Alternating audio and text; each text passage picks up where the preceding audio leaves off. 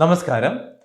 SSLC പരീക്ഷയ്ക്ക് ശേഷം റിസൾട്ടൊക്കെ കാത്തിരിക്കുന്ന ഒരു വിദ്യാർത്ഥിയാണോ നിങ്ങൾ? എങ്കിൽ SSLC പരീക്ഷയുടെ മാർക്ക് വെച്ച് നമ്മൾക്ക് തിരഞ്ഞെടുക്കാവുന്ന 15ഓളം കരിയർ മേഖലകളെക്കുറിച്ചാണ് ഇന്നത്തെ വീഡിയോയിൽ നാം ഡിസ്കസ് ചെയ്യുന്നത്. അപ്പോൾ ഈ വിവരങ്ങൾ പൂർണ്ണമായി മനസ്സിലാക്കുന്നതിന് ഈ വീഡിയോ മുഴുവനായി നിങ്ങൾ കാണുക. ഈ വീഡിയോ നിങ്ങൾക്ക് ഇഷ്ടപ്പെടുകയാണെങ്കിൽ നിങ്ങൾ ലൈക്ക് ചെയ്യുകയും നിങ്ങളുടെ കൂട്ടുകാർക്കൊക്കെ ഒന്ന് ഷെയർ ചെയ്യുകയും ചെയ്യുക. അപ്പോൾ നമുക്ക് വീഡിയോയിലേക്ക് പോകാം.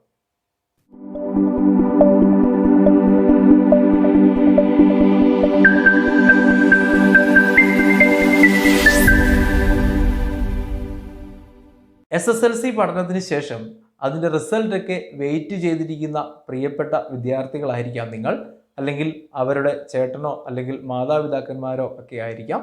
അപ്പോൾ അവർക്ക് തിരഞ്ഞെടുക്കാവുന്ന 10ന് ശേഷം നമ്മൾക്ക് തിരഞ്ഞെടുക്കാവുന്ന 15ഓളം മേഖലകളെക്കുറിച്ചാണ് ഇന്നത്തെ വീഡിയോയിൽ പ്രധാനമായും നാം ഡിസ്കസ് ചെയ്യുക. അതിലൊന്നാമത്തെയാണ് ഹയർ സെക്കൻഡറി. നമ്മൾക്ക് എല്ലാവർക്കും അറിയാവുന്നത് പോലെ തന്നെ സയൻസ്, കൊമേഴ്സ്, ഹ്യൂമാനിറ്റീസ് സ്ട്രീമുകളിലായി ഏകദേശം 45ഓളം സബ്ജക്റ്റ് കോമ്പിനേഷനുകളുമായിട്ടുള്ള ഒരു ബൃഹത്തായിട്ടുള്ള ഒരു ഏരിയയാണ് ഹയർ സെക്കൻഡറി എന്ന് പറയുക. സാധാരണ രീതിയിൽ കുട്ടികളെല്ലാം തിരഞ്ഞെടുക്കുന്ന ഒരു ഓപ്ഷനാണ് ഹയർ സെക്കൻഡറി എന്ന് പറയുന്നത്.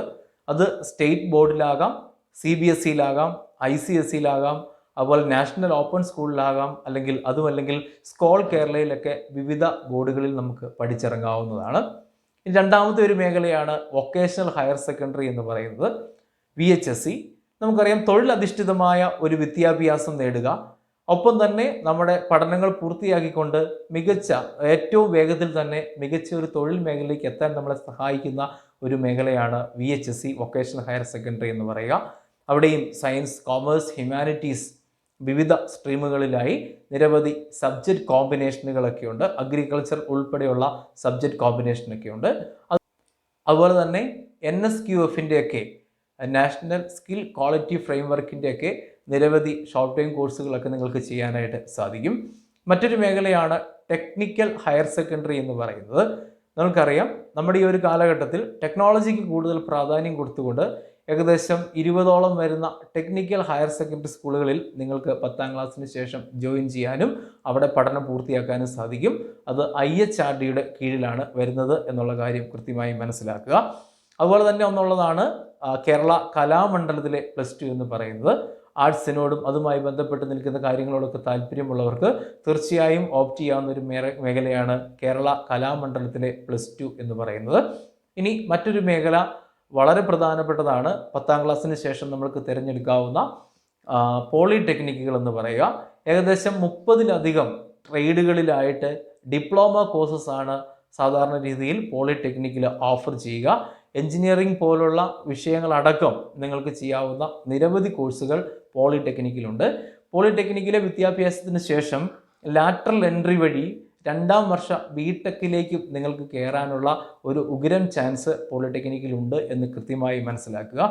അതുപോലെ തന്നെ മറ്റൊരു കരിയർ മേഖലയാണ് ITI എന്ന് പറയുക. ഏകദേശം 60ലധികം ട്രേഡുകളുമായിട്ട് വളരെ വിജയകരമായി മുന്നോട്ട് പോകുന്ന ഒരു മേഖല തന്നെയാണ് ITI, ഇൻഡസ്ട്രിയൽ ട്രെയിനിങ് ഇൻസ്റ്റിറ്റ്യൂട്ട് എന്ന് പറയുക. ഒരുപാട് കുട്ടികളൊക്കെ ഈ ഒരു മേഖലയിൽ പഠിച്ച് ജോലിയിലേക്ക് പ്രവേശിക്കുന്നു. ഒപ്പം തന്നെ അതിൻ്റെ ഉപരിപഠന സാധ്യതകളിലേക്കൊക്കെ പോകുന്നവരുണ്ട്. ITI നല്ല ഒരു ഓപ്ഷനാണ് ITI എന്ന് പറയുന്നത്. അതുപോലെ തന്നെ നമ്മൾക്ക് ചെയ്യാൻ പറ്റുന്ന മറ്റൊരു കോഴ്സാണ് JDC, junior diploma in corporation എന്ന് പറയും.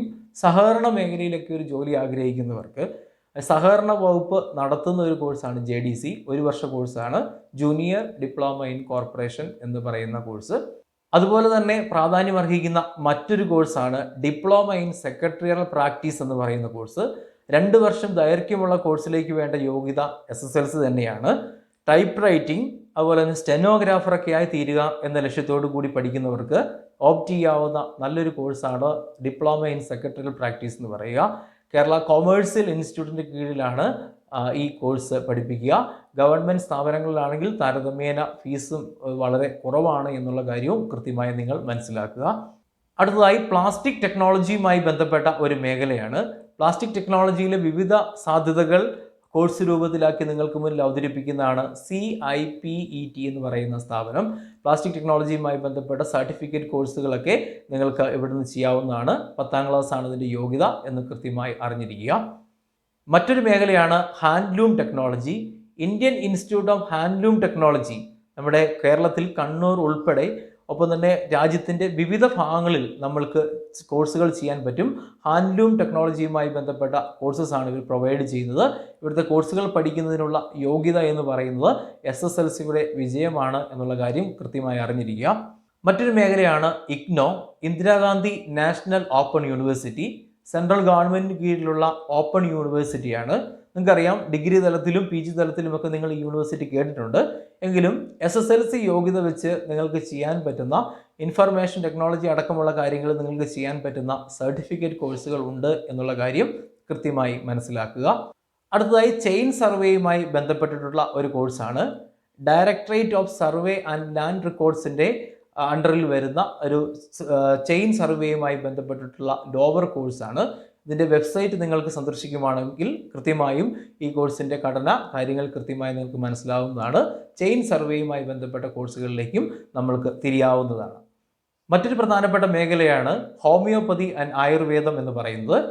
കേരളത്തിൽ തിരുവനന്തപുരം, കോഴിക്കോട് മെഡിക്കൽ കോളേജുകളിൽ certificate course in homoeopathy pharmacy എന്ന കോഴ്സുണ്ട്.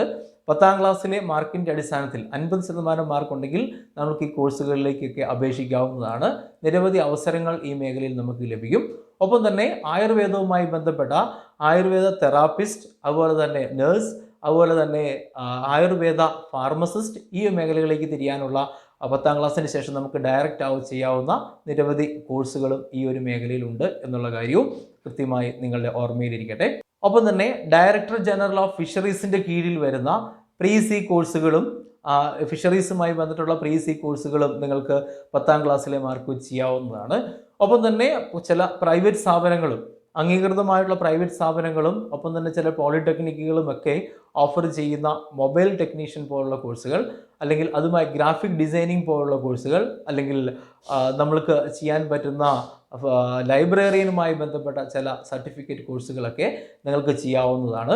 അപ്പോൾ ഇതൊക്കെയാണ് ഒരു 10ാം ക്ലാസ് വിദ്യാർത്ഥിയെ സംബന്ധിച്ചിടത്തോളം, 10ാം ക്ലാസ് പാസ്സായ വിദ്യാർത്ഥിയെ സംബന്ധിച്ചിടത്തോളം നമുക്ക് ചെയ്യാൻ പറ്റുന്ന അല്ലെങ്കിൽ തിരിയാൻ പറ്റുന്ന പ്രധാനപ്പെട്ട കരിയർ മേഖലകളെന്ന് പറയുന്നത്. അപ്പോൾ നിങ്ങൾക്ക് ഈ വീഡിയോ വളരെ ഉപകാരപ്രദമായി എന്ന് വിശ്വസിക്കുന്നു. അപ്പോൾ ഇതുപോലുള്ള മറ്റ് നിരവധി കരിയർ വീഡിയോകൾക്കൊക്കെ ആയിട്ട് തീർച്ചയായും നമ്മുടെ ചാനൽ ഒന്ന് സബ്സ്ക്രൈബ് ചെയ്യുക, അതിൻ്റെ ബെൽ ബട്ടണൊക്കെ ഒന്ന് അമർത്തുക, ലൈക്ക് ചെയ്യുക, നിങ്ങളുടെ കൂട്ടുകാർക്കൊക്കെ ഷെയർ ചെയ്യുക. അപ്പോൾ നമ്മൾക്ക് മറ്റൊരു ഇൻഫോർമേറ്റീവായിട്ടുള്ള കരിയർ വീഡിയോയിൽ വീണ്ടും കണ്ടുമുട്ടാം. Signing off by Bibin. March to victory, a complete companion for your career.